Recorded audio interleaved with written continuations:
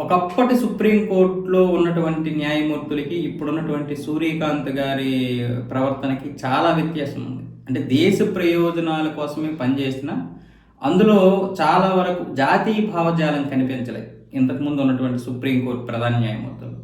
ఇప్పుడు సూర్యకాంత్ గారి విషయంలో అది స్పష్టంగా కనిపిస్తుంది. జాతీయ ప్రయోజనాలకే ఆయన విలువ ఇవ్వడం, అంటే వ్యక్తిగతంగా కూడా ఈ దేశం మీద ప్రేమ ఉండాలి. కేవలం లాలో ఏముంది, కేవలం చట్టాల్లో ఏముందనే కాదు, అప్పుడప్పుడు ప్రధాన న్యాయమూర్తులు కీలకంగా మారుతున్న దశలో అది రాజకీయంగా కావచ్చు, లేకపోతే భౌగోళికంగా కావచ్చు, లేకపోతే వ్యవస్థ లోపాలు కావచ్చు, ఏదైనా సరే అక్కడ ఉన్నటువంటి జడ్జి స్పందించే విధానం కూడా ఉండాలి సొంతంగా.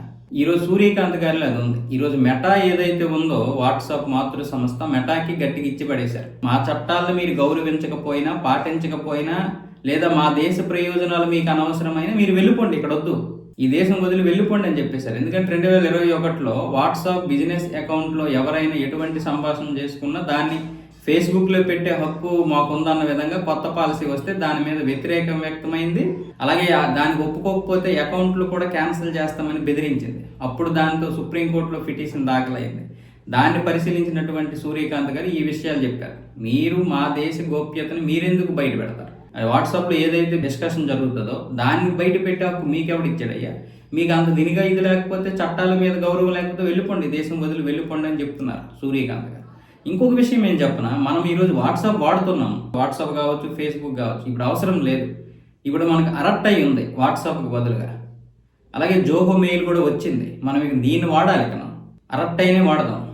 అరట్ అయి వచ్చింది. నేను కూడా వాట్సాప్ వాడుతున్నాను, కాకపోతే ఇప్పుడు మనం అరట్ అయికి మారాలి. ఇది మన దేశ వాట్సాప్, అంటే వాట్సాప్ లాంటిది, దానికి ప్రత్యామ్నాయం. వాట్సాప్లో ఉన్న ఫీచర్స్ అన్నీ కూడా ఇందులో ఉన్నాయి. కాబట్టి మనం అరట్టైకి వెళ్ళిపోవడమే. ఇప్పుడు 1 కోటి డౌన్లోడ్లు కూడా దాటింది కాబట్టి దాంట్లో సంభాషణ లెక్క కొనసాగాలి మనం కూడా.